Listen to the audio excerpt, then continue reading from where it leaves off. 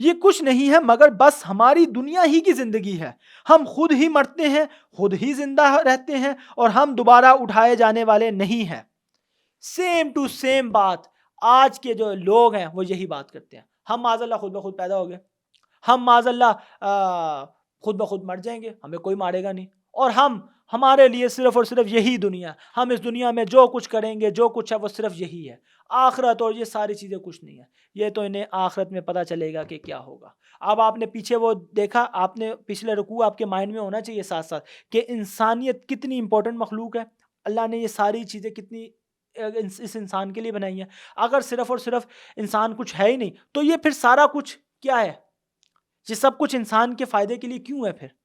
صرف اور صرف سوچیں، غور کریں تو آپ کا ایمان پختہ ہوگا، آپ کا ایمان پکا ہوگا، آپ کو پتہ چلے گا کہ یار انسان کتنی امپورٹنٹ چیز ہے اور انسان اپنی اس دنیا میں کیا حرکتیں کر رہا ہے۔ تو وہ کیا کہتے ہیں؟ یہ کچھ نہیں ہے مگر بس ہماری دنیا کی زندگی ہی اصل زندگی ہے، ہم خود ہی مرتے ہیں اور خود ہی زندہ رہتے ہیں، اور ہم دوبارہ اٹھائے جانے والے نہیں ہیں۔ یہ نہیں ہے مگر ایک ایسا شخص جس نے معاذ اللہ جھوٹ باندھا ہے اللہ پر، مطلب انہوں نے اس طرح کی بات کی ہے حضرت حود علیہ السلام کے بارے میں، اور ہم اس کی بات ماننے والے نہیں ہیں۔ اس رسول علیہ السلام نے کہا، پروردگار تو میری مدد فرما اس تکذیب کے مقابلے میں جو انہوں نے میری کی ہے۔ اللہ نے فرمایا کہ کچھ ہی دیر میں یہ لازماً ہو جائیں گے پچھتانے والے، اور ان کو آ پکڑا ایک چنگھاڑ نے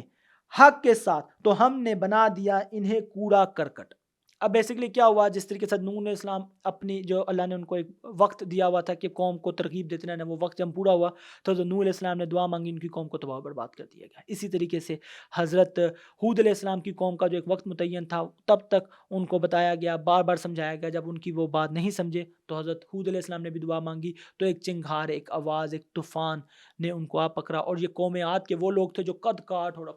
اپنے آپ میں بہت طاقتور سمجھے جاتے تھے، اور یہ کہتے تھے کہ ہم ہی سب کچھ ہیں، ہم ہی ہیں سب کچھ، کوئی اور کچھ نہیں ہے، اور ہماری جیسی طاقت تو کوئی اور ہے ہی نہیں۔ تو اللہ نے چھوٹا سا ایک طوفان ان کے اوپر بھیجا ہواؤں کا، اور وہ ادھر کے ادھر ہی الٹے پڑے رہ گئے۔